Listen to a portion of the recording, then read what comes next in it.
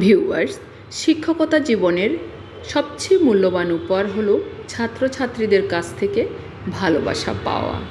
তো এমনিতেই প্রতিদিনই ছাত্রছাত্রীদের ভালোবাসায় মুগ্ধ আমি। তো যাই হোক, আজ অষ্টম শ্রেণীর ছাত্র শ্রীবাস আমাকে সুন্দর একটি গিফট দিয়েছে। আমি বেশ খুশি হয়েছি।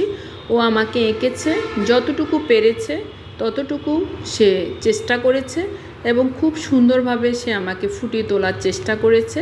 তো যাই হোক, তার থেকে এই ভালোবাসা আজকে আমি পাবো তা সত্যিই আশা করিনি। তবে শ্রীবাস যখন আমাকে এনে একটা খাম হাতে ধরিয়ে দিল, তো আমি বললাম যে এখানে কী আছে। ও বলল, ম্যাডাম বাসায় গিয়ে খুলবেন।